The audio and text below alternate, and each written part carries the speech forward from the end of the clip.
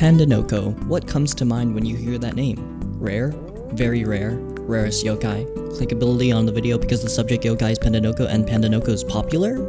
You read the title, so this is how to actually use him in competitive. But Pandanoko is a physical attacker that can hit 300 strength with 2 cursed swords. That's his role, right?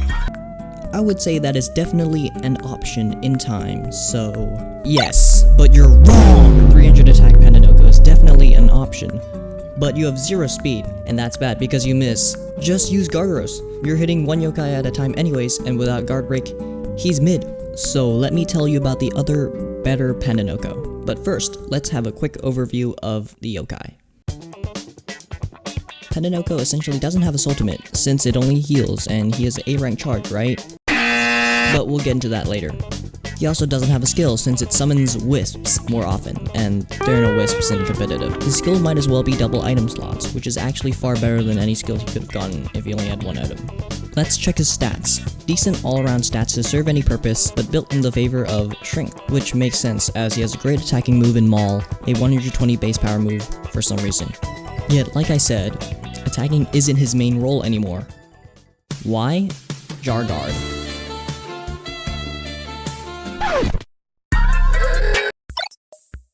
Jar Guard is a broken skill/strategy that makes the user reduce 70% of the opponent's damage while guarding. But the downside is that the yokai with the skill can't actually guard, unless they have a stubborn soul, which makes the holder always guard no matter what. Urnaconda was so good in UU because of Jar Guard, since Gargaros isn't allowed in UU, and Slurpent was UUBL.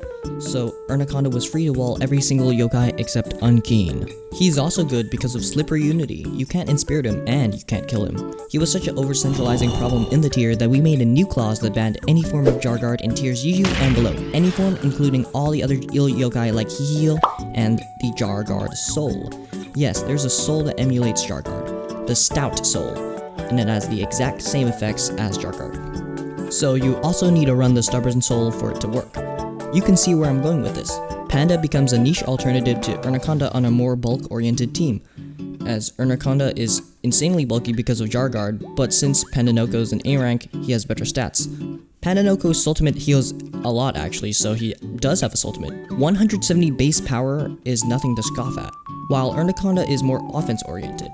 Urna's kit is still really broken since AoE and Spirit plus damage is the best ultimate type in the game, and when it's coming from a unkillable yokai with C rank charge, you can spam it a lot throughout a match.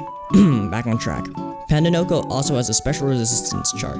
He resists every single attribute in the game by 20%, so he shrugs off spirit attacks even better than Urnaconda.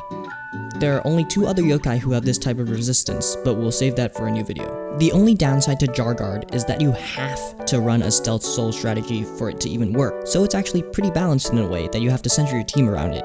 The most popular partner to use with Jar Guard is undoubtedly Shadow Vandal, because he has a built-in stealth soul already, and he is a healer, which has a big AoE damage ultimate. So try Jar Guard out, cause why not? Break free from the same Shogunyan, Gargaros, Endurofin, blah blah blah, Burly, whatever core that you've been using. Was this video actually about Jar Guard? Yeah, it clickbaited.